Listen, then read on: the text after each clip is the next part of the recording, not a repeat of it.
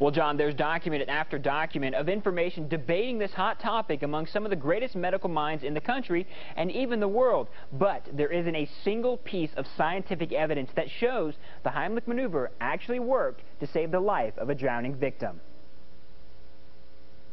The only time that in our lifeguard training that we're taught to use the Heimlich maneuver is if someone is conscious and able to signal that they are choking. Lifeguards at the Kirksville Aquatic Center demonstrated the American Red Cross way to save someone who may be drowning. First, the lifeguard will check to see if the victim is breathing and then administer 2 rescue breaths. They'll do that twice, and if the victim is still not breathing, the lifeguard will then perform an abdominal thrust, which may look like the Heimlich maneuver, but it's not. You're thrusting in a similar fashion, but it's a broader base with your hands.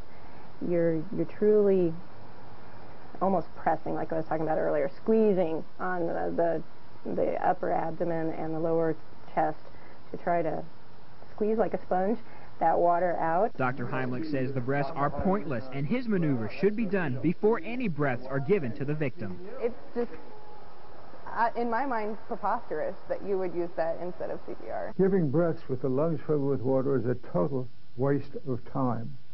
Every moment you delay can lead to lack of oxygen to the brain, brain damage, and death. Dr. Julie McNabb from A.T. Still University in Kirksville says only part of that statement is true. The main problem I see with that is that if you go to squeeze this person, press on their chest, like I was talking about, to try to get that water out, and there's actually no water in there, you've lost time.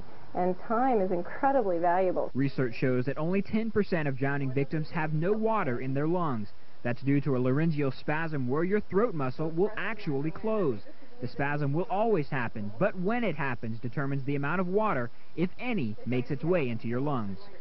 Maneuver pushes up on the diaphragm, compresses the lung, and causes the water to flow out the mouth. That may be true, but according to Dr. McNabb, the Heimlich should be used to remove a solid object from the windpipe, and water doesn't fall into that category. It behaves according to fluid physics laws, and so no, unlike a solid object, it's not going to respond the same to a force thrust upon it. When someone has stopped breathing, their heart will be the next thing to stop, and CPR has been the proven technique to start the heart pumping again. With your rescue breathing with it, it's going to keep the blood oxygenated, and you can pump it through the body by using the chest compressions, and the Heimlich maneuver will not do that to keep the brain and other vital organs alive. I am a Red Cross instructor, and I will teach the Red Cross skills whether or not he believes that they're correct or not.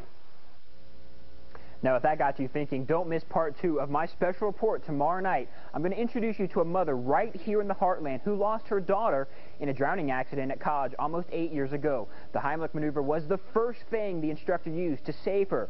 Could she still be alive today if CPR had been used first? Hear what this mother has to say tomorrow night at 10. In the studio, I'm Zach Brown. John, back to you.